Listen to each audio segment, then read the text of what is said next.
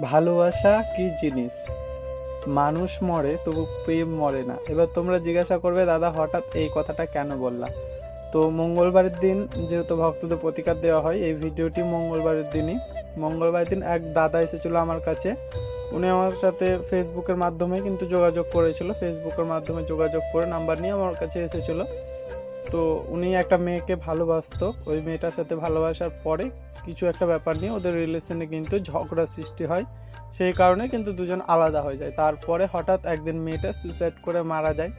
তারপরে কিছুদিন কেটে যাওয়ার পরে, বছর কেটে যাওয়ার পরে হঠাৎ ছেলেটা একদিন রাত্রিবেলা ঘুমিয়ে থাকে, অনুভব করতে পারে কেউ ওর গলা টিপে ধরছে, অর্থাৎ ওর বুকের উপরে উঠে বসে আছে।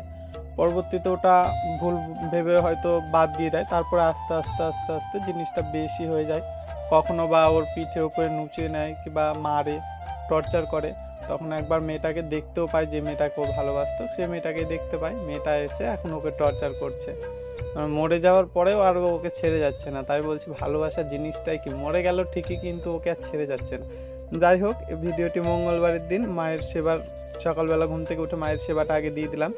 যে ছেলেটার কথা বললাম আপনারা ভিডিওর মধ্যে একবার হলেও দেখতে পাবেন, তবে নাম টাম বলা একটু বারণ আছে, মুখটা দেখানো একটু বারণ আছে, তা দেখালাম না। তবে ভিডিওটা একটু ভালো করে লক্ষ্য করলে কিন্তু বুঝতে পারবেন। আর একটু উত্তর দিনাজপুর থেকে এক দিদি ভাই, ও আমার কাছে ফেসবুকের মাধ্যমে যোগাযোগ করেছিল। তো উনি আসতে পারেননি, তাই ওখান থেকে মোবাইলের দ্বারাই কিছু কাজ করে দিয়েছি। আর মায়ের কিছু নাম গান আমি বলে দিয়েছিলাম, সেগুলো করতে বলেছিলাম। মাকে আরাধনা করে কিছু উপকারিতা পেয়েছিল, তো মায়ের কাছে একটু পুজো দিয়ে দিতে বলেছিল। এটা বলেছিল কালী পূজার দিন পূজা দিতে, তবে সেদিন ব্যস্ততার কারণে আর পূজাটা সেই দিন দিতে পারিনি। আজকে সে দিদি ভাইয়ের নাম গোত্র ধরে পূজাটা দিয়ে দিলাম। তবে নামটা একটু বলা বারণ আছে, তার জন্য আর নাম টাম কিছু আমি জানালাম না।